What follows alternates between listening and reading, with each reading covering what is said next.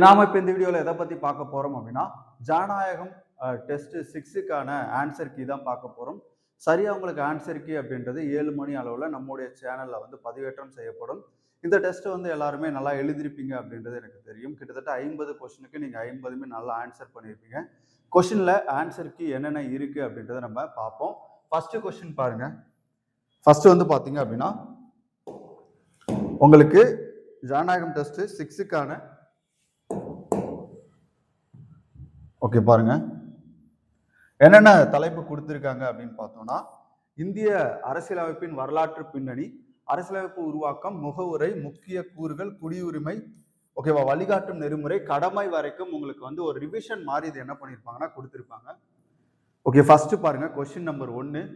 1950 ஜனவரி 26 அன்று இந்தியாவின் துல்லியமான அரசியலமைப்பு அந்தஸ்து என்னவாக இருந்தது அப்படின்றது கேட்கிறாங்க. அப்ப பாருங்க ஒரு ஜனநாயக குடியரசா அப்படின்னு கேட்கிறாங்க. ஒரு ஜனநாயக குடியரசு அப்படின்றது சரியா அப்படின்னு பாத்தீங்கன்னா இங்க துல்லியமான அரசியலமைப்பு அந்தஸ்து என்னவா இருந்துச்சு. ஒரு இறையாண்மை கொண்ட ஜனநாயக குடியரசு, இதுதாங்க கரெக்ட். ஒரு இறையாண்மை கொண்ட ஜனநாயக குடியரசு இதுதான் வந்து துல்லியமா இருந்துச்சு. ஏன் அப்படின்றத நான் சொல்றேன். பி வந்து ஆன்சர். கொஸ்டின் 1க்கு வந்து பி ஆன்சர். அதுக்கப்புறம் பாருங்க ஒரு இறையாண்மை கொண்ட மதச்சார்பற்ற ஜனநாயக குடியரசு. அப்ப பாருங்க இந்த மதச்சார்பற்ற அப்படின்ற வார்த்தை எப்போ சேர்க்கப்பட்டது அப்படின்னா 1976 42வது சட்ட திருத்தத்தின்படி நமக்கு என்ன பண்ணிருப்பாங்க, முகவரியில சேர்த்திருப்பாங்க. அப்ப அதுக்கு முன்னாடி 1976க்கு முன்னாடி முகவரியில கரெக்டா என்ன இருந்தது, ஒரு இறையாண்மை கொண்ட ஜனநாயக குடியரசு தான் இருந்தது. அப்ப அதுல வந்து பாத்தீங்க அப்படின்னா எஸ்எஸ்ஐ அப்படின்னு சொல்லக்கூடிய எஸ்எஸ்ஐ அப்படின்னு சொல்லுவாங்க. ஓகேவா, அதாவது வந்து செக்யூலர், அதுக்கப்புறம் பாத்தீங்க அப்படின்னா சோசியலிஸ்ட், அதுக்கப்புறம் வந்து இன்டெகிரேட்டி, அந்த ஒருமைப்பாடு, மதச்சார்பற்ற, இந்த மாதிரி வார்த்தைகள்லாம் வந்து பாத்தீங்கன்னா சேர்த்திருப்பாங்க. சமதர்மம், மதச்சார்பற்ற, ஒருமைப்பாடு அப்படின்ற வார்த்தை 1976 42வது சட்டத்திற்கும்படி சேர்க்கப்பட்டிருக்கும். அப்ப கொஸ்டின் பாருங்க 1950 ஜனவரி 26 அன்று இந்தியாவின் துல்லியமான அரசியலமைப்பு அந்தஸ்து என்னவா இருந்துச்சுன்னா ஒரு இறையாண்மை கொண்ட ஜனநாயக குடியரசா இருந்துச்சு. அதுக்கப்புறம் பாருங்க இறையாண்மை கொண்ட சமதர்ம மதச்சார்பற்ற ஜனநாயகம், அப்ப இதுவும் கிடையாது. அப்ப வந்து பாத்தீங்க அப்படின்னா உங்களுக்கு பி ஆன்சர். கொஸ்டின் 2 போயிடலாமா. ஓகே, மதச்சார்பின்மை கோட்பாட்டினை பின்பற்றாத அரசு மதச்சார்பு அரசு எனப்படும். மதச்சார்பின்மை கோட்பாட்டினை பின்பற்றாத அரசு மதசார்பு அரசு அப்படின்னு சொல்றாங்க. அப்ப மதச்சார்பற்ற அரசு அப்படின்னா அது மதச்சார்பற்ற கொள்கையை பின்பற்றணும். இங்க வந்து பாத்தீங்க அப்படின்னா பின்பற்றாத ஒரு அரசு நம்ம என்னன்னு சொல்லுவோம்னா மதச்சார்புடைய அரசு அப்படின்னு தான் சொல்லுவோம். அடுத்து பாருங்க மதச்சார்பு அரசு என்பது ஒரு மதத்தினை அரசு மதமாக கொண்டிருக்கும். கரெக்ட் தான். இப்ப நம்ம பாகிஸ்தான்லாம் எடுத்துக்கிட்டீங்கன்னா அவங்களுடைய அரசியலமைப்புல அரச மதமா என்ன சொல்லியிருப்பாங்க அப்படின்னா இஸ்லாம சொல்லியிருப்பாங்க. அடுத்தது மதச்சார்பு அரசின் உதாரணம், மதச்சார்புடைய அரசுக்கு உதாரணம் பாகிஸ்தான், அதே மாதிரி வாட்டிகன் நகரம், இது ரெண்டுமே வந்து மதச்சார்பு அரசுக்கு உதாரணம். மேற்கண்டவற்றில் சரியானது எது அப்படின்னு சொல்லிட்டு கேட்கிறாங்க. அப்ப நம்ம பார்த்த 3 ஸ்டேட்மெண்ட்டுமே என்ன சரி. அப்போ அனைத்தும் சரி அப்படின்றதான் கொஸ்டின் நம்பர் 2க்கான ஆன்சர். அடுத்து பாருங்க கொஸ்டின் நம்பர் 3 பார்க்குமா. கீழ்கண்டவற்றுள் இந்திய அரசமைப்பின் மூல ஆதாரங்களில் இந்திய அரசு சட்டம் 1935 இல்லாதது எது அப்படின்னு கேட்கிறாங்க. அப்ப நம்ம கூட்டாட்சி விதிகள் பெடரல் இது எங்க இருந்து எடுத்திருப்போம் அப்படின்னா 1935 இந்திய அரசு சட்டத்துல. அதே மாதிரி ஆளுநர் பதவி, ஆளுநர் அலுவலகம், இந்த மாதிரியான விஷயங்களும் 1935 அரசு சட்டத்துல இருந்து எடுத்திருப்போம். நெருக்கடி கால விதிகளும் எடுத்திருப்போம். ஆனா குடியரசு தலைவர் பதவியை மட்டும் அங்கிருந்து எடுத்திருக்க மாட்டோம். அப்ப இல்லாதது எதுன்னு தான் கேட்கிறாங்க. அப்ப கொஸ்டின் நம்பர் 3க்கு வந்து டி ஆன்சர். அடுத்து பாருங்க கீழ்கண்டவற்றுள் சரியான ஒன்றை தேர்ந்தெடு. பிரிட்டன் அரசு வழிகாட்டும் நெறிமுறை கோட்பாடு. அப்ப டிபிஎஸ்பினா உங்களுக்கு எங்க இருந்து எடுத்திருப்போம், அயர்லாந்துல இருந்து எடுத்திருப்போம். அப்ப இங்க என்ன கேட்கிறாங்க, சரியான ஒன்றை கண்டறிகன்னு கேட்கிறாங்க. அப்ப இது தப்பு. அமெரிக்கா சட்டத்தின் ஆட்சின்னு இருக்கு. ஓகேவா, பிரிட்டன் தான் வந்து சட்டத்தின் ஆட்சி. ஏவி டைசியோடைய அந்த கோட்பாடுல இருந்து எடுக்கப்பட்டது. அயர்லாந்து குடியரசு துணைத் தலைவர்னு இருக்கு பாருங்க. அப்ப இதுவும் தப்பு. கனடா மத்திய அரசால் மாநில ஆளுநர் நியமனம் கனடா. இது டி வந்து பாத்தீங்கன்னா உங்களுக்கு கரெக்ட். குறிப்பா வந்து பாத்தீங்க அப்படின்னா சரியான ஆன்சர் வந்து உங்களுக்கு என்னன்னா டி. அடுத்து பாருங்க அடுத்த 5வது கொஸ்டின். கீழ்கண்டவற்றுள் தவறான ஒன்றை தேர்ந்தெடு. தவறான ஒன்றை கண்டறிகன்னு சொல்றாங்க. அப்ப பிரிட்டன் வந்து ஒற்றை குடியுரிமை. கரெக்டா, கரெக்ட். அடுத்து பாருங்க கனடா இடைக்கால தடை ஆணைன்னு இருக்கு. அடுத்து பாருங்க, ஆஸ்திரேலியா நாடாளுமன்றத்தின் 2 அவைகளின் கூட்டம் ஆர்டிகல் 108 பயன்படுத்தி நம்ம கூட்டுறோம். அப்ப இது ஸ்டேட்மெண்ட் கரெக்ட். அமெரிக்கா அடிப்படை உரிமை கரெக்ட். அப்ப எது மட்டும் தவறு அப்படின்னா பி 5க்கு வந்து இடைக்கால தடையாணைன்னு இருக்கு இல்லையா, கனடா, அது வந்து தவறானது. அடுத்து பாருங்க, இந்திய அரசியலமைப்பின் சிறப்பியல்புகளில் தவறானது எதுன்னு கேட்கிறாங்க. நீளமான எழுதப்பட்ட அரசியலமைப்பு, இது நம்ம அரசியலமைப்பினுடைய ஒரு சிறப்பியல்பு தான். உலகிலேயே மிக நீளமான எழுதப்பட்ட அரசியலமைப்பு எது அப்படின்னா இந்திய அரசியலமைப்பு. அடுத்தது நெகிழ்வுத்தன்மையை மட்டுமே கொண்டிருக்கும். நெகிழ்வுத்தன்மை மட்டுமா கொண்டிருக்கும், நெகிழாத்தன்மையும் கொண்டிருக்கும். ஒரு சில பகுதிகளை எளிதா திருத்தலாம், ஒரு சில பகுதிகளை அவ்வளவு எளிதாக திருத்த இயலாது அப்படின்னு நம்ம படிச்சிருப்போம். அப்ப இது வந்து பாத்தீங்க அப்படின்னா ஸ்டேட்மெண்ட் தவறானது. ஏன்னா இங்க பாருங்க, நெகிழும் தன்மையை மட்டும் கொண்டதுன்னு சொல்றாங்க. மட்டும், இங்க வெறும் நெகிழும் தன்மை கொண்டதுனா கூட ஏத்துக்கலாம், ஆனா மட்டும் கொண்டதுன்னு இருக்கிறதுனால அது ஒண்ணு மட்டும் ஸ்பெசிபிக்கா குறிக்கிறதுனால அது தவறு. நாடாளுமன்ற ஆட்சி முறை தான் இருக்கு, ஒற்றை குடியுரிமை இருக்கு, இது எல்லாமே நமக்கு சரியானது. அப்ப தவறானது எது பாருங்க, இந்திய அரசியலமைப்பின் சிறப்பியல்புகளில் தவறானது எதுன்னு கேட்கிறாங்க. அப்ப தவறானது வந்து பாத்தீங்க அப்படின்னா உங்களுக்கு நெகிழ்வுத்தன்மையை மட்டும் கொண்டது இருக்கு இல்லையா, இது மட்டும்தான் உங்களுக்கு தவறானது. ஓகே, இதுல ஆப்ஷன்ல பாருங்க. ஓகே, இந்த கொஸ்டின் வந்து பாத்தீங்கன்னா, இந்த கொஸ்டின்ல வந்து சரியானது எது அப்படின்னு பாத்தீங்கன்னா உங்களுக்கு நீளமான எழுதப்பட்ட அரசியலமைப்பு 1 சரியானது. அதே மாதிரி 3 நாடாளுமன்ற ஆட்சி முறை சிறப்பியல்பு தான், ஒற்றை குடியுரிமை சிறப்பியல்பு தான். 1, 3, 4 சி ஆன்சருங்க. இது கொஸ்டின் மட்டும் நீங்க மாத்திக்கோங்க. சரியானது இது. ஓகே, 1, 3, அப்ப சி வந்து சரியானது. அடுத்து பாருங்க, கீழ்கண்டவற்றுள் அடிப்படை உரிமைகள் பற்றிய கூற்றுகளை ஆராய்க. அடிப்படை உரிமை பற்றி கூற்றுக்கு என்னன்னு கேட்கிறாங்க. மக்களுக்கான அரசியல் நீதியை இது உறுதிப்படுத்துகிறது. கரெக்ட். இந்தியாவில் அடிப்படை உரிமைகள் முழுமையானவையா? அப்ப இந்த இடம் பாருங்க, முழுமையானவை கிடையாது, வரம்புக்கு உட்பட்டவை. எப்படி சார் வரம்புக்கு உட்பட்டவை? சரி, இப்ப ஆர்டிகல் 19ல பேச்சுரிமை, எழுத்துரிமை, கருத்து தெரிவிக்கும் உரிமை இருக்கு. அப்ப நம்ம பேச்சுரிமை, எழுத்துரிமை, கருத்து தெரிவிக்கும் உரிமை அடிப்படை உரிமையா இருக்கிறதுனால நம்ம என்ன பண்ண முடியாது, நம்ம தேச ஒற்றுமைக்கும் நம்ம தேச இறையாண்மைக்கு எதிராகவும் பேச முடியாது. அப்போ ஒரு வரம்பு இருக்கு இல்லையா, அப்ப அந்த வரம்புக்குள்ள செயல்படணும். அப்ப முழுமையானது அப்படின்றது கிடையாது. அப்ப இது வந்து பாத்தீங்க அப்படின்னா தவறு. நாட்டின் பாதுகாப்பு தேவையை கருத்தில் கொண்டு உகந்த தடைகள் விதிக்கப்படலாம். நம்ம பார்ப்போம் இல்லையா, ஆர்டிகல் 20, 21 தவிர அவசர காலங்கள்ல மற்ற அடிப்படை உரிமைகளை நிறுத்தி வைக்கலாம். அப்ப அது கரெக்ட். அப்ப இந்தியாவில் அடிப்படை உரிமை முழுமையானதானா? முழுமையானது கிடையாது, சில வரம்புகளுக்கு உட்பட்டது. அப்ப அடிப்படை உரிமை பற்றி கூற்றுகளை ஆராய்க. ஓகேவா? அப்ப பாருங்க, இதுல உங்களுக்கு வந்து பாத்தீங்க அப்படின்னா 1 கரெக்ட், 3 கரெக்ட், 1, 3 சரி, 1, 3 சரி, 7. ஓகேவா? 7வதுக்கு வந்து சி ஆன்சர். 8 பாருங்க, ஜம்மு காஷ்மீர் சிறப்பு அந்தஸ்து நீக்கப்பட்டது எப்போ? ஆகஸ்ட் 5, 2019 வந்து நீக்கி இருப்பாங்க. ஆர்டிகல் 370. அதே மாதிரி முக்கியமான ஒரு ஆர்டிகலான 35 நீக்கி இருப்பாங்க. அப்போ ஜம்மு காஷ்மீருக்கு சிறப்பு அந்தஸ்து எப்போ நீக்கப்பட்டது அப்படின்னா 2019 ஆகஸ்ட் 5. அடுத்து பாருங்க, கீழ்காணும் வரிசையில் முகவுரை பற்றிய சரியான தொடர் எது அப்படின்னு சொல்லிட்டு கேட்கிறாங்க. குடியரசு ஜனநாயகம் இப்படி ஆரம்பிக்காது. அப்ப இது இறையாண்மை கொண்ட சமதர்ம மதச்சார்பற்ற மக்களாட்சி, ஜனநாயகம் மக்களாட்சி 2 ஒண்ணுதான் குடியரசு. அப்ப இறையாண்மை மிக்க சமதர்ம மதச்சார்பற்ற மக்களாட்சி குடியரசு அப்படின்றதான் சரியான தொடர். 9க்கு வந்து பாத்தீங்கன்னா டி. அடுத்து பாருங்க, 10க்கு குடிமகன் என்ற சொல் எந்த மொழியிலிருந்து பெறப்பட்டது? குடிமகன் என்ற சொல் லத்தீன் மொழியிலிருந்து பெறப்பட்டது. ஓகேவா?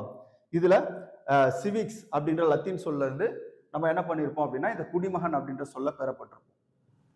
அடுத்து வெளிநாடு வாழ் இந்தியர் தினம் ஜனவரி 9ஆம் தேதி கொண்டாடப்படுகிறது. கரெக்ட் தானே? அதாவது வந்து பாத்தீங்கன்னா ஜனவரி 9ஆம் தேதி வந்து பாரதிய திவாஸ், அதாவது வெளிநாடு வாழ் இந்தியர்கள் தினம் வந்து கொண்டாடப்படுது. அது கரெக்ட், ஸ்டேட்மெண்ட் 1. 2 பாருங்க, இது மகாத்மா காந்தி தென்னாப்பிரிக்காவில் இருந்து இந்தியாவிற்கு வந்த தினத்தை குறிக்கும் வகையில கொண்டாடுறோம். 1905 ஜனவரி 9 என்ன பண்ணிருப்பாரு காந்தி? இந்தியாவுக்கு வந்திருப்பாரு. அப்ப அதை நினைவு கூறும் வகையில் அதை கொண்டாடுறோம். அடுத்து பாருங்க, வெளியுறவுத்துறை அமைச்சகத்தால் ஆண்டுக்கு ஒரு முறை கொண்டாடப்படுகிறது. இப்ப இதுல பாருங்க, ஆண்டுக்கு ஒரு முறை இல்ல 2 ஆண்டுகளுக்கு ஒரு முறை தான் கொண்டாடுறோம். இங்க ஆண்டுக்கு ஒரு முறைன்னு இருக்கு. அப்ப இந்த இடம் தப்பு. ஓகேவா? இப்ப கடைசியா 2025ல நம்ம கொண்டாடணும். இப்ப இந்த இயர் வந்து நம்ம கொண்டாட மாட்டோம். அப்ப 18வது வெளிநாடு வாழ் தினம் வந்து 2025 ஒடிசா மாநிலம் புவனேஸ்வர்ல கொண்டாடணும். ஒடிசா மாநிலம் புவனேஸ்வர்ல கொண்டாடணும். அப்ப இதுல எது கரெக்ட்? ஸ்டேட்மெண்ட் எது கரெக்ட்? 1 கரெக்ட், 2 கரெக்ட், 3 அப்படின்றது தவறு. ஏன்னா 2 ஆண்டுக்கு ஒரு முறை கொண்டாடுவோம். அப்ப ஏ வந்து ஆன்சர். அடுத்து பாருங்க, இந்தியாவில் பல்வேறு நம்பிக்கைகள் சமமாக போற்றி மதிக்கப்படும் இடமாக இருப்பதோடு ஒரே தேசிய கண்ணோட்டத்தை கொண்டிருக்கும் என்று கூறியவர் யார் அப்படின்னு பாத்தீங்கன்னா ஜவஹர்லால் நேரு. ஏ வந்து இதுக்கு answer. Question number 12க்கு A answer. அடுத்து பாருங்க, கொஸ்டின் நம்பர் 13 கீழ்கண்டவற்றை வந்து பாத்தீங்கன்னா வரிசைப்படுத்துக அப்படின்னு சொல்லியிருக்காங்க. இதுல நமக்கு முக்கியமா பார்க்க வேண்டியது வந்து பாத்தீங்க அப்படின்னா இதுல என்னென்ன அந்த டேட் வாய்ஸ் நம்ம வரிசைப்படுத்துற மாதிரி இருக்கும். ஓகேவா? இப்ப பாருங்க, உரிமை மனு வந்து 1628. ஆக்சுவலி இது வந்து 8th புக்ல இருக்கு. உரிமை மனு 1628. அடுத்து பாருங்க, ஹேபியஸ் கார்பஸ் இருக்கு இல்லையா, அது 1679. ஆங்கில உரிமைகள் மசோதா 1689. அமெரிக்க அரசியலமைப்பு சட்டம், அமெரிக்காவுடைய அரசியலமைப்பு சட்டத்தை பொறுத்த வரைக்கும் 1791. ஓகேவா? இது வந்து நமக்கு எங்க இருக்கும் அப்படின்னா 8th சிவிக்ஸ்ல இருக்கும், குடிமையில. அப்ப பாருங்க, உரிமை மனு 1628, ஹேபியஸ் கார்பஸ் சட்டம் 1679, ஆங்கில உரிமைகள் மசோதா 1689, 71ல வந்து பாத்தீங்கன்னா 1771ல வந்து பாத்தீங்கன்னா அமெரிக்க அரசியலமைப்பு சட்டம். அப்ப 28, 79, 89, 91 அப்படியே ஏ ஆன்சர். 1, 2, 3, 4 அந்த வரிசையில தான் அமைஞ்சிருக்கு. அடுத்து பாருங்க, அரசியலமைப்பின் முகவுரை எவ்வாறு தொடங்குகிறதுன்னு கேட்கிறாங்க. இந்தியா எனும் நாடா? கிடையாது. இந்தியா நமது நாடு? கிடையாது.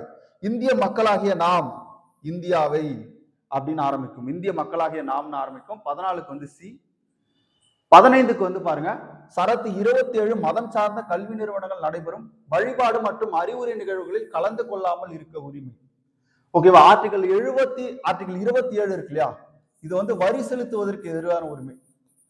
வரி செலுத்துவதற்கு எதிரான உரிமை. ஓகேவா? நம்ம இப்போ ஒரு மதத்தை பரப்புறோம் அப்படின்னா அதுக்கான வரி எதுவும் செலுத்த வேணாம். அப்ப வரி செலுத்துவதற்கு எதிரான உரிமை தான் 27. இப்ப இங்க நம்ம கொடுத்திருக்க ஸ்டேட்மெண்ட் ஆர்டிகல் 28 தொடர்பான ஸ்டேட்மெண்ட். அப்போ வந்து 1 வந்து தப்பு. ஸ்டேட்மெண்ட் 2 பாருங்க, சில சிவில் வழக்குகளில் கைது செய்து தடுப்பு காவலில் வைப்பதற்கான உரிமை. வைப்பதற்கான உரிமையில வைப்பதற்கு எதிரான உரிமைன்னு வரணும். எதிரான உரிமைன்னு வரணும். ஓகேவா? அப்போ வைப்பதற்கான உரிமை இருக்கிறதுனால அதுவும் என்ன அப்படின்னா நமக்கு தப்பு. அப்ப மேற்கண்ட எதுவும் இல்லை. அப்ப சரியானது எதுன்னு கேட்கிறாங்க. அப்ப மேற்கண்ட எதுவும் இல்லை. டி தான் நமக்கு வந்து பாத்தீங்கன்னா ஆன்சர். ஓகே, அடுத்து பாருங்க, கொஸ்டின் நம்பர் 16. சரத்து 51 AF நமது உயர்ந்த பாரம்பரிய கலப்பு கலாச்சாரத்தை மதித்து பாதுகாத்தல். இது வந்து நம்ம அடிப்படை கடமைகளை நமக்கு என்ன பண்ணிருப்பாங்கன்னா கொடுத்திருப்பாங்க. அடுத்து பாருங்க, எஃப் 51 எஃப் நம்ம பார்த்துட்டோம். 51 AG வந்து பாத்தீங்கன்னா காடுகள், ஏரிகள், ஆறுகள், கிரீன் அப்படின்னு ஞாபகம் வச்சுக்கிட்டோம். இது கரெக்ட். உயிரினங்கள் அடங்கிய இயற்கை சுற்றுச்சூழலை பாதுகாத்து மேம்படுத்தி வாழும் சூழலை ஏற்படுத்தல் வந்து 51 AG. அடுத்து பாருங்க, ஐ 51 AI வந்து பாத்தீங்கன்னா அறிவியல் கோட்பாடு மனிதநேயம் ஆராய்ச்சி. இது வந்து ஹச் வரும். 51 ஹச் வரும். அப்ப இங்க ஐன்னு இருக்கு. ஐ வந்து பாத்தீங்க அப்படின்னா பொது சொத்துக்களை சேதப்படுத்தக்கூடாது. பொது சொத்துக்களை சேதப்படுத்தக்கூடாது. அந்த பொது சொத்துக்களை பாதுகாக்கக்கூடியது ஒரு இந்திய குடிமகனுடைய ஒரு கடமை அப்படின்னு சொல்லப்பட்டிருக்கும். அப்ப இந்த 3வது ஸ்டேட்மெண்ட் வந்து தப்பு. அப்ப எது சரி அப்படின்னு சொல்லிட்டு கேட்கிறாங்க. ஏ 1, 2 வந்து பாத்தீங்கன்னா சரி. அடுத்து பாருங்க, அரசியலமைப்பு ஜாதகம். ஜாதகம் சொன்னவர் வந்து பாத்தீங்கன்னா முன்ஷி. இப்போ 4. அரசியலமைப்பின் சாவி திறவுகோல் சொன்னவர் வந்து பர்கரு. அப்ப 5. அவ பாருங்க 4, 5 எங்க இருக்கு? 4, 5 சீல இருக்கு. அப்ப பாருங்க, அரசியலமைப்பின் ஆன்மா சொன்னவர் வந்து தர்குசஸ் பார்காவா. வழக்கறிஞர் சொர்க்கம் சொன்னவர் வந்து பார்த்தா ஹைவர் ஜென்னிஸ். அப்போ 4-5-2-1 4-5-2-1 சி ஆன்சர் இதுக்கு. அடுத்து பாருங்க 18வது கொஸ்டின். கீழே காணப்படும் பட்டியலை பொறுத்துக மாநிலம் மற்றும் அதனுடைய வருடம் என்னன்னு கேட்கிறாங்க. கேரளா வந்து பாத்தீங்கன்னா 1956 மாநில மறுசீரமைப்பு சட்டத்தின்படி உருவாக்கப்பட்டது 3. நாகாலாந்து வந்து பாத்தீங்கன்னா 1963 அப்போ 1. மகாராஷ்டிராவை பொறுத்த வரைக்கும் மகாராஷ்டிரா 1960 உருவாக்கப்பட்டது 4. ஹரியானா வந்து பஞ்சாப்ல இருந்து பிரிஞ்சிருக்கும் அப்போ 1966 2. அப்போ 3-1-4-2 எங்க இருக்கு? 3-1-4-2 பில இருக்கு. அப்ப பி வந்து இதுக்கு ஆன்சர். கொஸ்டின் 18க்கு வந்து பி ஆன்சர். ஓகே, அடுத்து 19வது கொஸ்டின் பாருங்க. விதி 371 மகாராஷ்டிரா மற்றும் குஜராத் மாநிலங்கள் தொடர்பானது. அடுத்து பாருங்க, விதி 371 நாகாலாந்து மாநிலம் தொடர்பானது. 371 வந்து ஆந்திர பிரதேசம் தொடர்பானது. 371 தமிழ்நாடு மாநிலம் தொடர்பானது. அப்ப இது தவறு. ஓகேவா? அப்ப 1, 2, 3 வந்து சரி. 1, 2, 3 சரி. அப்ப டி வந்து இதுக்கு ஆன்சர். டி வந்து ஆன்சர். 19க்கு வந்து டி ஆன்சர். அடுத்து பாருங்க, குடியுரிமை திருத்த சட்டம் 2019 பற்றி பின்வரும் கூற்றுகளில் எது உண்மையானவை அப்படின்னு கேட்கிறாங்க. இந்தியாவில் 6 ஆண்டுகளுக்கு மேல் வாழ்ந்தால் அனைத்து வெளிநாட்டினருக்கும் குடியுரிமை. இது தவறு. இது தவறு. 5 ஆண்டுகள் வந்து 2019 சட்டத்தை சொல்லியிருப்பாங்க. காமனா நமக்கு 7 ஆண்டு அப்படின்றது கொடுத்திருப்பாங்க. காமனா நமக்கு 1955 இந்திய அரசு சட்டத்துல 1955 குடியுரிமை திருத்த சட்டத்துல 7 ஆண்டுகள் கொடுத்திருப்பாங்க. 2019 நமக்கு கொடுக்கப்பட்டது வந்து பாத்தீங்கன்னா 5 ஆண்டுகள். அது ஏன்னு சொல்லிட்டு கொடுத்திருப்பாங்க, பார்ப்போம். ஆப்கானிஸ்தான், பங்களாதேஷ், பாகிஸ்தானில் இருந்து வந்து 31 டிசம்பர் 2014க்கு முன் இந்தியாவிற்குள் நுழைந்த இந்துக்கள், சீக்கியர்கள், பௌத்தர்கள், ஜைனர்கள், பார்சிகள், கிறிஸ்துவர்கள் இவங்களுக்கு வந்து குடியுரிமை கொடுக்கறத பத்தி சொல்லும். இதுல குறிப்பா என்ன வார்த்தையை யூஸ் பண்ணிருப்பாங்க அப்படின்னா இஸ்லாமியர் அல்லாதவர்கள், இஸ்லாமியர்ஸ் அல்லாதவர்கள் அப்படின்னு கொடுத்திருப்பாங்க. மத்த எல்லாரும் இவங்கெல்லாம் ஏன் உள்ள வந்திருப்பாங்க அப்படின்னா மத துன்புறுத்தல் காரணமாக இந்த நாடுகள்ல இருந்து உள்ள வந்திருக்கலாம். அப்ப மதம் அப்படின்றதே இங்க என்ன பண்ணிருப்பாங்க அப்படின்னா வெளிப்படையா சொல்ல ஒரு திருத்த சட்டம் 2019 திருத்த சட்டம் அமித்ஷா அவர்கள் கொண்டு வரப்பட்டிருக்கும். அடுத்து பாருங்க, ஒரு குறிப்பிட்ட சமூகங்களை சார்ந்தவர்களுக்கு 12 ஆண்டுகளுக்கு பதிலாக 6 ஆண்டுகள் குடியுரிமை வழங்கப்படும். அப்ப இங்க 11 ஆண்டு வரணும். இங்க வந்து 5 ஆண்டுகள் இருந்தா போதும். அப்ப இதுவும் வந்து பாத்தீங்கன்னா தப்பு. அதுக்கப்புறம் குடிமக்களின் தேசிய பதிவேட்டை தயாரிப்பதில் சிஏஏ உதவும். இது வந்து சரி. அப்ப பாருங்க, அப்ப 2-4 வந்து பாத்தீங்கன்னா உங்களுக்கு கரெக்ட். 2-4 கரெக்ட். அப்ப பி வந்து ஆன்சர். அடுத்த கொஸ்டின் பாருங்க, பொறுத்துக. 1953 காக்கா கலேக்கர் ஆணையம். ஓகேவா? அப்ப பிற்படுத்தப்பட்டவருக்கு அமைக்கப்பட்ட முதல் ஆணையம் வந்து காக்கா கலேக்கர் ஆணையம். அப்ப 2 79 வந்து பாருங்க மண்டல் கமிஷனு. அப்ப 1 1976 வந்து சிவில் உரிமை பாதுகாப்பு சட்டம். ஓகே, பாருங்க இந்த சிவில் உரிமை பாதுகாப்பு சட்டம் இருக்குல்ல, இது முன்னாடி என்னவா இருந்தது அப்படின்னா தீண்டாமை ஒழிப்பு சட்டம். தீண்டாமை ஒழிப்பு சட்டம் எப்ப கொண்டு வந்தாங்கன்னா 1955 கொண்டு வந்தாங்க. இந்த தீண்டாமை ஒழிப்பு சட்டத்தினுடைய பெயர் எப்ப மாற்றப்படுது அப்படின்னா தீண்டாமை ஒழிப்பு சட்டத்தினுடைய பெயர் 1976 சிவில் உரிமை பாதுகாப்பு சட்டமா மாற்றப்படுது. அப்ப 4 தேசிய பிற்படுத்தப்பட்ட வகுப்பினருக்கான நிதி மற்றும் வளர்ச்சி 1992. அப்ப டிக்கு வந்து 3. 2-1-4-3 இருக்கான்னு பாப்போமா? 2-1-4-3 சில இருக்கு பாருங்க. அப்ப இதுதான் ஆன்சர். அடுத்த கொஸ்டின் பாருங்க, பின்வரும் நோட்டில் எது சரியாக பொருத்தப்படவில்லை அப்படின்னு கேட்கிறாங்க. சிவில் உரிமை பாதுகாப்பு சட்டம் 1955. நான் சொன்னோம் இல்லையா முன்னாடி, ஆக்சுவலி தீண்டாமை ஒழிப்பு சட்டம் தான் 1955. அதோடைய பெயரை தான் என்ன மாத்திருப்பாங்க அப்படின்னா சிவில் உரிமை பாதுகாப்பு சட்டம் 1976 மாத்திருப்பாங்க. அப்ப இதுவும் கரெக்ட் தான். சிவில் உரிமை பாதுகாப்பு சட்டம் சொன்னா 1955 கொடுக்கலாம். அது பெயர் மாற்றம் தான் 76 பண்ணிருப்பாங்க. அடுத்து வனவிலங்கு பாதுகாப்பு சட்டம் 1972, வன பாதுகாப்பு சட்டம் 1980. இதுவும் கரெக்ட் தான். சரியாக பொருத்தப்படவில்லைன்னு கேட்கிறாங்க. மக்கள் பிரதிநிதித்துவ சட்டம் 1951, இங்க 57 கொடுத்திருக்காங்க. அப்ப இதுதான் தவறு. அப்ப டி வந்து இதுக்கு ஆன்சர் 22க்கு. அடிப்படை உரிமைகள் பற்றி சரியான கூற்று எதுன்னு கேட்கிறாங்க. நீதிமன்றம் மூலமாக நடைமுறைப்படுத்தக்கூடியது கரெக்ட். இந்த உரிமைகள் முழுமையானவைன்னு சொல்றாங்க. வரம்புக்குட்பட்டது. நம்ம முன்னாடியே பார்த்திருப்போம், வரம்புக்குட்பட்டது. அப்ப இது வந்து கிடையாது. தேசிய அளவிலான அவசர நிலையின் போது விதி 20-21 கீழ் உள்ளவை தவிர மற்ற அனைத்தும் தற்காலிகமாக நிறுத்தி வைக்கப்படும். இதுவும் கரெக்ட். இவை இந்திய குடிமக்களுக்கு மட்டுமே கிடைக்க பெறக்கூடியது கிடையாது. இப்போ ஆர்டிகல் 14 இருக்கு இல்லையா, இந்த 14 பொறுத்த வரைக்கும் நமக்கும் உண்டு, வெளிநாட்டில் இருந்து வரக்கூடிய பயணிகள் இந்தியா எல்லைக்குள் வந்துட்டா அவங்களையும் சட்டத்தின் முன் என்ன சமமானவர்கள். அப்ப இது வந்து பாத்தீங்க அப்படின்னா இங்க என்ன சொல்லியிருக்காங்க, இந்திய குடிமக்களுக்கு மட்டுமே பொருந்தும். சில விஷயங்கள் இப்ப ஆர்டிகல் 15 இந்திய குடிமக்களுக்கு மட்டும்தான் பொருந்தும். அதுக்குன்னு இதுல இருக்கக்கூடிய எல்லா ஆர்டிகளும் இந்திய குடிமக்களுக்கு மட்டும் பொருந்தாது. வெளிநாட்டு குடிமக்கள், அதாவது இந்தியா எல்லைக்குள்ள அவங்க வந்துட்டாங்க அப்படின்னா அவங்களுக்கும் சில ஆர்டிகல் பொருந்தும். அதுல சட்டத்தின் முன் அனைவரும் சமம் சொல்லக்கூடிய ஆர்டிகல் 14 பொருந்தும். அப்ப பாருங்க, அப்ப இதுவும் தவறு. அப்ப 23க்கு வந்து பாத்தீங்க அப்படின்னா உங்களுக்கு 1 கரெக்ட், 3 கரெக்ட். பி வந்து ஆன்சர். அடுத்து பாருங்க, சரத்து 14 சட்டத்தின் முன் அனைவரும் சமம் 3. சரத்து 15 பாகுபாடுகள் சாதி, இதம், மனம், பாலின வகையில பாகுபாடு காட்டக்கூடாது 4. சரத்து 16 வந்து அரசு வேலை வாய்ப்புகள்ல பொது வாய்ப்பு அளித்தல் 2. சரத்து 18 வந்து பட்டங்கள் ஒழிப்பு 1. 3, 4, 2, 1 எங்க இருக்குன்னு பாருங்க. 3, 4, 2, 1. ஓகே, டி வந்து இதுக்கு ஆன்சர். அடுத்து கொஸ்டின் நம்பர் 24, அரசியலமைப்பின் பொது சிவில் சட்டம் நிறைவேற்றப்பட உள்ளது. ஓகேவா, இது கரெக்ட். நமக்கு ஆர்டிகல் 44 படி நம்ம என்ன பண்ணலாம் அப்படின்னா பொது சிவில் சட்டம் வந்து இயற்றக்கூடிய வாய்ப்பு வந்து நமக்கு இருக்கு. அதே மாதிரி பாத்தீங்க அப்படின்னா ஒரு மாநிலம், உத்தரகாண்ட் அப்படின்ற மாநிலம் பொது சிவில் சட்டத்தை இயற்றிருக்காங்க. அடுத்து பாருங்க, வழிகாட்டு நெறிமுறை கோட்பாடானது நீதித்துறைக்கு அப்பாற்பட்டது. இதுவும் கரெக்ட். அப்போ 1, 2 வந்து பாத்தீங்கன்னா கரெக்ட். 1, 2 வந்து பாத்தீங்க அப்படின்னா உங்களுக்கு கரெக்ட். அப்ப பாருங்க,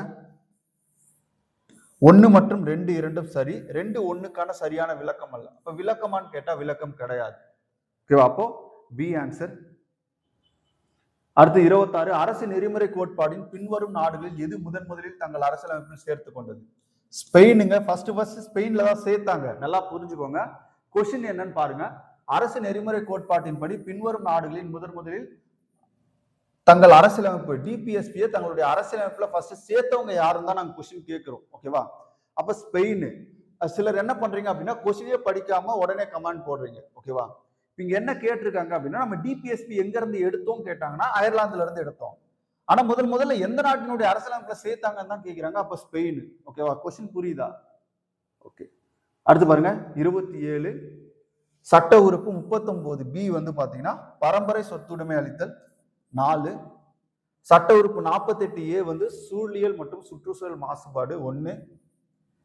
டி வந்து பாத்தீங்கன்னா சம வேலைக்கு சம ஊதியம் கொடுக்கிறது. அப்ப சிக்கு வந்து பாத்தீங்க அப்படின்னா 2. சட்ட உறுப்பு 39 ஏ ஃபார் அட்வொகேட் அப்படின்னு ஞாபகம் வச்சுக்கோங்க. ஏழை எளியவருக்கு சட்ட உதவி 3. 4, 1, 2, 3 எங்க இருக்குன்னு பாருங்க. 4, 1, 2, 3 பி வந்து ஆன்சர். அடுத்து பாருங்க, மக்கள் நலனை மேம்படுத்துவதற்காக ஒரு சமூக ஒழுங்கை அரசு பாதுகாக்க வேண்டும் என எந்த அரசியலமைப்பு சட்டப்பிரிவு வந்து கூறுது அப்படின்னு சொல்லிட்டு கேட்கிறாங்க. இப்ப குறிப்பா உங்களுக்கு வந்து பாத்தீங்க அப்படின்னா இந்த 28வது கொஸ்டின்ல சட்டப்பிரிவு 38 இருக்கு இல்லையா, இது வந்து மக்கள் நலனை மேம்படுத்துவதற்காக ஒரு சமூக ஒழுங்கை அரசு பாதுகாக்க வேண்டும் என்று கூறக்கூடிய சட்டப்பிரிவு எதுன்னு கேட்பாங்க. 38. அடுத்து பாருங்க, அடிப்படை கடமை குறித்து பின்வரும் கூற்றுல சரியானது. அடிப்படை கடமை அரசியலமைப்பின் விதி 51(7) வந்து கொடுக்கப்பட்டிருக்கு. கரெக்டா? அது கரெக்ட். 11வது அடிப்படை கடமை 2002 86வது திருத்த சட்டம் மூலம் கொண்டு வந்திருப்பாங்க. 6 to 14 வயது வரையுள்ள குழந்தைகளுக்கு கட்டாயமா தொடக்க கல்வி கொடுக்கணும், அது பெற்றோருடைய கடமைன்னு சொல்லியிருப்பாங்க. அறிவியல் மனப்பான்மையை வளர்த்தல் ஒரு அடிப்படை கடமை அல்ல. அடிப்படை கடமை தான். அறிவியல் மனப்பான்மை வளர்க்கறது ஒரு அடிப்படை கடமை. அப்ப பாருங்க, இந்த ஸ்டேட்மெண்ட் தப்பா கொடுத்திருக்காங்க. கொஸ்டின் நமக்கு என்ன சரியானது எதுன்னு கேட்கிறாங்க. 1, 2 சரியானது. சி வந்து ஆன்சரு. அடுத்து பாருங்க, இந்திய அரசியலமைப்பு சட்டம் 1வது சட்ட திருத்தத்திற்கு காரணமான வழக்கு செண்பக துரைராஜன் எதிர் மெட்ராஸ் மாகாண வழக்கு. அவர் வந்து மருத்துவக் கல்லூரியில சேர முடியாது அப்படின்றதுனால இந்த வழக்கை வந்து தொடுத்திருப்பாங்க. அடுத்து பாருங்க, கீழ்காணும் எந்த வழக்கு இலவச சட்ட உதவி பெறும் உரிமையோடு தொடர்புடையது இல்லைன்னு கேட்கிறாங்க. பச்சன் சிங் எதிர் பஞ்சாப் வழக்கு. இந்த வழக்கை பொறுத்த வரைக்கும் உங்களுக்கு நில உடைமை தொடர்பான வழக்கு. நில உடைமை தொடர்பான வழக்கு. மீதி இருக்கக்கூடிய வழக்குகள் எல்லாமே இலவச சட்ட உதவி பெறும் வழக்கு. அடுத்து பாருங்க, கீழ்கண்டவற்றுள் தவறான ஒன்றை கண்டறின்னு கேக்குறாங்க. அரசியலமைப்பு சட்டசபையின் சட்ட ஆலோசகர் BN ராவ், கரெக்ட். அரசியலமைப்பு சட்டத்தை இத்தாலிய பாணியில் எழுதியவர் பிரைன் பெஹாரி நரைன் ரசைடா, கரெக்ட். அரசியலமைப்பை இந்தியில் பதிப்பு செய்தவர் யார் அப்படின்னு பாத்தீங்க, வசந்த் கிருஷ்ணா, கரெக்ட். அரசியலமைப்பு நிர்ணய சபையினுடைய சின்னம் வந்து பாத்தீங்க அப்படின்னா ஏனை, இது வந்து தவறு. அப்ப டி வந்து இதுக்கு ஆன்சரு. அடுத்து பாருங்க 33வது கொஸ்டின், கீழ்கண்ட கூற்றுகளை ஆராய்க. அரசியல் நிர்ணய சபையில் 18 பெண்கள் இருந்தனர், 15 பெண்கள் இருந்திருப்பாங்க, அப்போ அது தப்பு. அரசியலமைப்பில் இறுதியில் 284 உறுப்பினர்கள் இறுதி கையெழுப்பம் விட்டிருப்பாங்க, இது கரெக்ட். அப்ப பாருங்க, கீழ்கண்ட கூற்றுகளை ஆராய்க. மேற்கு, ஓகே. அப்ப இதுல வந்து பாத்தீங்க அப்படின்னா 2 மட்டும் சரி, 2 மட்டும் சரி, 1 வந்து தப்பு. ஏன்னா 5 பேர் தான் இருந்திருப்பாங்க. அடுத்து, மதச்சார்பின்மை மற்றும் மக்களாட்சி ஆகியவை அரசின் இரு தூண்கள் சொன்னவங்க யாருன்னா நம்ம இந்திரா காந்தி அம்மையார் சொல்லியிருப்பாங்க, இந்திரா காந்தி அம்மையார் சொல்லியிருப்பாங்க. அடுத்து பாருங்க, 1950 இந்திய ஒன்றியத்தில் வகைப்படுத்தப்பட எப்படி வகைப்படுத்தியிருப்பாங்க, ஏபி பகுதிகளை வந்து ஏபி சிடி அப்படின்னு 4 பகுதிகளா பிரிச்சிருப்பாங்க. அப்ப பகுதி ஏல வந்து பாத்தீங்க அப்படின்னா உங்களுக்கு பிரிட்டிஷ் மாகாணம் வரும் 2. பகுதி பில வந்து பாத்தீங்க அப்படின்னா உங்களுக்கு சுதேசி அரசுகள் வரும் 1. பகுதி சியை பொறுத்த வரைக்கும் தலைமை ஆணையர் மாகாணங்கள் 4. பகுதி டில வந்து பாத்தீங்க அப்படின்னா அந்தமான் நிக்கோபர் 3. 2 1 4 3 இருக்கான்னு பாப்போமா? 2 1 2 1. ஓகே இருங்க. பகுதி ஏ வந்து பாத்தீங்கன்னா பிரிட்டிஷ் மாகாணம் 2. பகுதி பி வந்து பாத்தீங்க அப்படின்னா உங்களுக்கு சுதேசி அரசுகள். ஓகே, இந்த கொஸ்டின் பாருங்க, 50 இந்திய ஒன்றியத்தின் வகைப்பாடு பொறுத்துக. பகுதி ஏ வந்து பாத்தீங்கன்னா சுதேசி, பகுதி ஏ வந்து பிரிட்டிஷ் மாகாணம் 2, கரெக்ட். பகுதி பி வந்து பாத்தீங்க அப்படின்னா சுதேசி அரசுகள் 2 1, கரெக்ட். சி வந்து பாத்தீங்கன்னா தலைமை ஆணைய மாகாணங்கள் 4, 2 1 4. டி வந்து 3. ஓகே, 2 1 4 3. ஓகே, இதுல பாத்துக்கோங்க, 2 1 4 3. ஓகே, இது மட்டும் டவுட் இருக்கு, நான் அது பார்த்து சொல்றேன், அப்படியே வெயிட் பண்ணுங்க. பாருங்க, ஆக்சுவலி இது நம்ம கரெக்ட் தான் நம்ம சொன்னது. இந்த ஆப்ஷன்ல வந்து நமக்கு கொடுக்கல. 1950 இந்திய ஒன்றியத்தின் வகைப்பாடை பொறுத்துக அப்படின்னு கேட்டிருக்காங்க இல்லையா? பகுதி ஆ வந்து பிரிட்டிஷ் மாகாணம் தான், அது கரெக்ட் தான் 2. அதே மாதிரி பிக்கு வந்து சுதேசி அரசு தான் 1, கரெக்ட். சிக்கு வந்து பாத்தீங்க அப்படின்னா தலைமை ஆணையர் மாகாணம், டிக்கு வந்து பாத்தீங்கன்னா அந்தமான் நிக்கோபார். இப்போ இந்த இடத்துல வந்து நீங்க என்ன பண்ணிக்கோங்க அப்படின்னா 2 1 4 3. ஓகே, கரெக்டா சி தான் ஆன்சர் இதுக்கு. Okay, C answer 2 1 4 3. ஓகே, நான் தான் பார்க்கல, கரெக்ட் கொடுத்திருக்காங்க, சி ஆன்சர். அடுத்து பாருங்க, சமீபத்தில் கேரள மாநிலத்தில் பெயர் கேரளம் என மாற்றப்பட்டுள்ளது. இந்த பெயர் மாற்றம் எந்த சரத்தின் அடிப்படையில் மேற்கொள்ளப்பட்டது அப்படின்னு சொல்லிட்டு கேட்கிறாங்க. பாருங்க, சரத்து 3ல வந்து பாத்தீங்க அப்படின்னா சரத்து 3ல வந்து உங்களுக்கு குறிப்பா ஒரு மாநிலம், அதாவது உள்நாட்டு பகுதியில,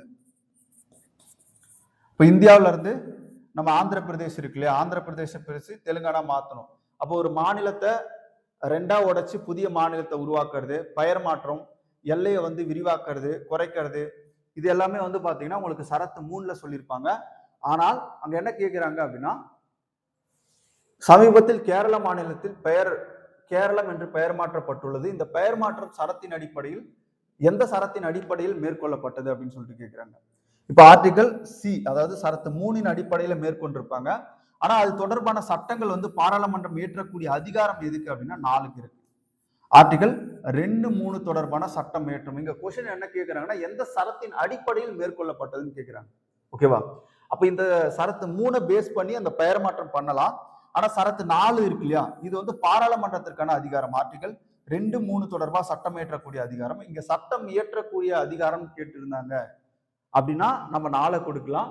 இங்க 36க்கு வந்து பாத்தீங்கன்னா சி தான் ஆன்சர். எந்த சரத்தின் அடிப்படையில் மேற்கொள்ளப்பட்டது அப்படின்னு கேட்டாங்கன்னா 3. அடுத்து பாருங்க, கீழ்கண்டவற்றுள் தவறான ஒன்று எது அப்படின்னு சொல்லிட்டு கேட்கிறாங்க. 37வது கொஸ்டினை பாருங்க. 37வது கொஸ்டினை பொறுத்த வரைக்கும் தாத்ரா நகர் ஐவேலி, தாத்ரா நகர் ஐவேலி, அதுக்கப்புறம் பாத்தீங்க அப்படின்னா கோவா, டையூ டாமன், புதுச்சேரி, இது எல்லாமே எந்த சட்ட திருத்தத்தின் அடிப்படையில் கொண்டு வரப்பட்டது அப்படின்ட்டு கேட்கிறாங்க. தாத்ரா நகர் ஐவேலி வந்து 10வது சட்ட திருத்தம். ஓகே, அது கரெக்ட். கோவா பொறுத்த வரைக்கும் 12வது சட்ட திருத்தம். டையூ டாமன் இது வந்து 14வது சட்ட திருத்தம் இருக்கு, இது வந்து தவறு. புதுச்சேரி வந்து 14வது சட்ட திருத்தம், இதான் வந்து கரெக்ட். அப்ப சி வந்து நமக்கு தவறு 37க்கு. 38 பாருங்க, சரத்து 13 அடிப்படை உரிமைகளுக்கு முரணாக உள்ள சட்டங்கள் அனைத்தையும் செல்லாதவனை கூறுகின்றன. இந்த சரத்தில் சட்டம் என்பது கீழ்கண்டவற்றை எதை குறிக்குது அப்படின்னு கேட்கிறாங்க. பாராளுமன்றத்தால் இயற்றப்படக்கூடிய சட்டம், மாநில சட்டமன்றத்தால் இயற்றப்படக்கூடிய சட்டம், அதுவும் உண்டு. அறிவிப்புகள், விதிமுறைகள், ஒழுங்குமுறை விதிகள், ஆணைகள், அப்ப அனைத்துமே இதுல வந்து சரி. இது மூணுமே வந்து பாத்தீங்க அப்படின்னா அடிப்படை உரிமைகளை மீறும் பட்சத்தில் ஒரு சட்டமாக இருந்துச்சு, ஒரு ஆணையாக இருந்துச்சு அப்படின்னா அதை ரத்து செய்யக்கூடிய அதிகாரம் சரத்து 13க்கு இருக்கு. இந்த சரத்து 13 உச்ச நீதிமன்றத்தினுடைய நீதி புனராய்வு பத்தி சொல்லக்கூடியது, நீதி புனராய்வு பத்தி சொல்லக்கூடியது. அடுத்து பாருங்க, சரத்து 14 சட்டத்தின் முன் அனைவரும் சமம் மற்றும் சட்டத்தின் சமமான பாதுகாப்பு என்பதை விளக்குகின்றது. இந்த சரத்தை பற்றிய கீழ்கண்ட கூற்றுகளில் சரியானது இது. சட்டத்தின் முன் அனைவரும் சமம் அப்படின்னு சொல்றது வந்து பாத்தீங்க அப்படின்னா இங்கிலாந்தோடைய கோட்பாடு. சட்டம் அனைவருக்கும் சமமானது அப்படின்னு சொல்றது அமெரிக்க கோட்பாடு. அப்ப ரெண்டுமே இது வந்து தவறு. அப்ப மேற்கண்ட எதுவும் சரியில்லை.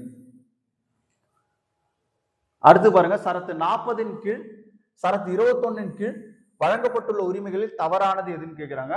வெளிநாடு செல்ல விரைவாக பயணிக்கக்கூடிய உரிமை, தூங்குவதற்கான உரிமை, மின்சாரம் பெறுவதற்கான உரிமை, எந்த மதத்தையும் பின்பற்றுவதற்கான உரிமை, இது வந்து பாத்தீங்கன்னா நமக்கு ஆர்டிகல் 25ல கொடுத்திருப்பாங்க. அப்ப தவறானது வந்து பாத்தீங்கன்னா டி. அடுத்து பாருங்க, சரத்து 34 ராணுவ சட்டம் மற்றும் அடிப்படை உரிமைகள் பற்றி விவரிக்கிறது. இந்த சட்டத்தின் அடிப்படையில் கீழ்கண்ட கூற்றுகளை ஆராய்க. இப்போ கொஸ்டின் 41 பொறுத்த வரைக்கும் உங்களுக்கு சரத்து 34 இருக்கு இல்லையா, அந்த 34ல என்ன விஷயம் சொல்லியிருக்காங்க அப்படின்றத அங்க கேட்கிறாங்க. குறிப்பா அதுல பாத்தீங்க அப்படின்னா உங்களுக்கு ஓகே அடிப்படை உரிமைகளை மட்டுமே பாதிக்கிறது அப்படின்னு இருக்கா, அடிப்படை உரிமைகளை மட்டுமே பாதிக்கிறது. அடுத்து ஒட்டுமொத்த நாட்டில் நடைமுறை செய்யப்படுகிறது, ஒட்டுமொத்தமா நாட்டுல நடைமுறை செய்யப்படுகிறது அப்படின்னு இருக்கு. அடுத்து பாருங்க, சட்ட ஒழுங்குமுறையை சீர் செய்யும் நோக்குடன் ஏதேனும் ஒரு காரணத்திற்காக செயல்படுத்தப்படுகிறது. அப்ப ஒட்டுமொத்த நாட்டிலும் நடைமுறைப்படுத்தப்படுகிறது, அது வந்து தவறானது. அடிப்படை உரிமைகளை மட்டுமே பாதிக்கிறது, அது வந்து கரெக்ட். அப்ப பாருங்க 1-3 வந்து கரெக்ட், 1-3 வந்து கரெக்ட். அடுத்து 42வது, கீழ்கண்டவற்றுள் பிற்படுத்தப்பட்ட வகுப்பு பிரிவினருக்கு கண்டறியப்பட்ட குழு எது அப்படின்னு சொல்லிட்டு கேட்பாங்க. ராமநந்தன் குழு, இது வந்து பாத்தீங்க அப்படின்னா பிற்படுத்தப்பட்ட வகுப்பினரின் பிரிவினையை கண்டறிவதற்காக அமைக்கப்பட்டது. தார்குழு வந்து பாத்தீங்கன்னா நிர்வாக, அதாவது மொழிவாரி மாகாணங்களை பிரிப்பதற்காக அமைக்கப்பட்ட குழு அது. சர்க்காரியா கமிஷன் மத்திய மாநில உறவு, வெங்கடசெல்லையா குழுவும் மத்திய மாநில உறவு பிளஸ் வந்து பாத்தீங்கன்னா அரசியலமைப்பு 50 ஆண்டு காலத்துக்கு அப்புறம் ஆய்வு செய்யணும் அப்படின்னு சொல்லியிருப்பாங்க, அதுக்காக அமைக்கப்பட்டது. 43 இந்தியாவில் அரசின் தற்போதைய இடஒதுக்கீட்டில் கீழ்கண்டவற்றில் எது தவறானது அப்படின்னு கேட்கிறாங்க. பிற்படுத்தப்பட்ட ஓபிசி 27, எஸ்சி 15, எஸ்டி வந்து 8.5 இருக்கு இல்லையா, இது தவறு. பொருளாதாரத்தில் பின்தங்கிய இடபிள்யூஎஸ்க்கு 10, இது கரெக்ட். இப்ப ஆன்சர் வந்து பாத்தீங்கன்னா தவறானது சி. 44 இந்தியாவில் யூனியன் பிரதேசங்களை பற்றி பின்வரும் கூற்றுகள்ல எது உண்மை அப்படின்னு சொல்லிட்டு கேட்கிறாங்க. அப்ப 44வது கொஸ்டின் பாருங்க. இப்ப 44வது கொஸ்டினை பொறுத்த வரைக்கும்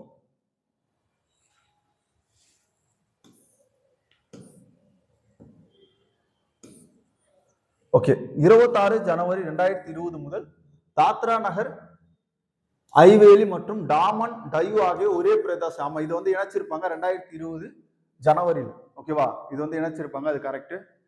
அடுத்து பாருங்க, அரசியலமைப்பின் 7வது பகுதியில் உள்ள 239 முதல் 241 வரையிலான பிரிவுகள் யூனியன் பிரதேசம் தொடர்பானவை, இது வந்து தவறு. அடுத்து பாருங்க, முந்தைய மாநிலமான ஜம்மு அண்ட் காஷ்மீர் 2 யூனியன் பிரதேசங்களாக லடாக் மற்றும் ஜம்மு காஷ்மீரா பிரிச்சிருப்பாங்க. இப்போ ஜம்மு காஷ்மீர்ல வந்து சட்டமன்றம் இருக்கும், லடாக்ல சட்டமன்றம் கிடையாது. அப்ப இது வந்து கரெக்ட். அப்போ ஒன்னும் கரெக்ட்.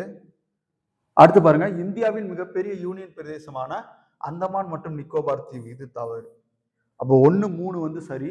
நமக்கு என்ன கேட்கிறாங்க, கொஸ்டின் வந்து பாத்தீங்கன்னா உண்மை எதுன்னு கேட்கிறாங்க. ஓகே பாருங்க, 1, 3 சரி. அடுத்து பாருங்க, பெருபாரி வழக்கு பற்றிய கீழ்கண்ட கூற்றுகளை ஆராய்க அப்படின்னு சொல்லிட்டு கேட்கிறாங்க. Question number 45. 1958 இந்திய பிரதமர் ஜவஹர்லால் நேரு, பாகிஸ்தானுடைய பிரதமர் வந்து பெரோஸ் அண்ணன் இருவருக்கும் இடையே ஏற்பட்ட ஒப்பந்தத்தின் அடிப்படையில பெருபாரி கிராமம் பாகிஸ்தானுக்கு வழங்கப்பட்டது. இது சரி. இது இந்திய அரசியலமைப்பு சட்ட திருத்தத்துக்கு எதிரானது என கூறி உச்சநீதிமன்றத்தில் இந்திய அரசுக்கு எதிராக அசாம்ல மேற்கு வங்க அரசு வந்து வழக்கு தொடுத்தாங்க. அப்ப இது தப்பு.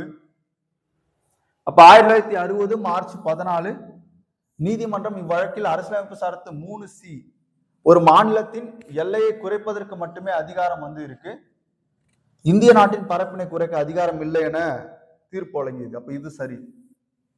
அடுத்து பாருங்க, 8வது சட்ட திருத்தின்படி பெருபாரி கிராமம் பாகிஸ்தான் வழங்கப்பட்டது, இது தவறு. அப்ப 1, 3 சரி. 1, 3 மட்டும் சரி.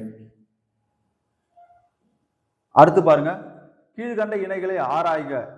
பிரிட்டன் ஒற்றை குடியுரிமை. அடுத்து பாருங்க, ஆஸ்திரேலியா பொதுப்பட்டியல். ஓகேவா, அரசியலமைப்பு திருத்தம் வந்து பாத்தீங்கன்னா தென்னாப்பிரிக்கா. அப்ப இது தப்பு. அயர்லாந்து வந்து மாநிலங்களவை உறுப்பினர் நியமனம். அப்ப பாருங்க, 46க்கு வந்து பாத்தீங்க அப்படின்னா 3 இணை இருக்கு. 46க்கு வந்து பாத்தீங்கன்னா உங்களுக்கு 3 இணை அப்படின்றது கரெக்டான ஆன்சர்.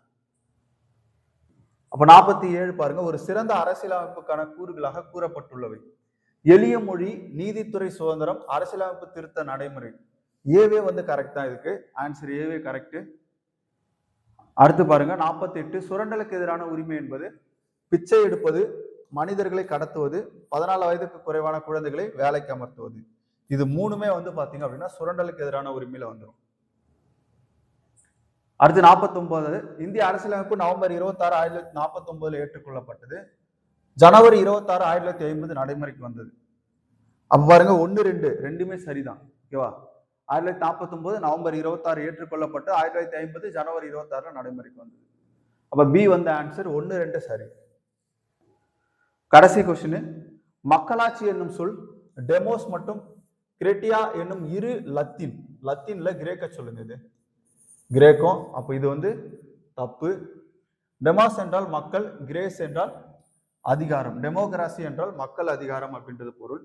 அப்ப இது 2 மட்டும் சரி, 1 வந்து தவறு. அப்ப 50 கொஸ்டினுக்கான கீ வந்து நம்ம பார்த்திருக்கோம். ஓகே, இது பார்த்து உங்களுடைய மார்க் எவ்வளவு வருது அப்படின்றத கூகுள் ஷீட்ல வந்து நீங்க என்ன பண்ணுங்க, ஃபில் பண்ணுங்க. அப்பதான் நம்ம ஓவரால் ரேங்க் போட முடியும். கமெண்ட்ல வந்து நீங்க மார்க் போடாதீங்க. ஓகேவா, கூகுள் ஷீட் இருக்கு, அதுல உங்க நேம், எவ்வளவு கொஸ்டின் வந்து நீங்க அடிச்சிருக்கீங்க சரியா அப்படின்றத அந்த கூகுள் ஷீட்ல வந்து நீங்க என்ன பண்ணுங்க அப்படின்னா கொடுங்க, கரெக்டா இருக்கும்.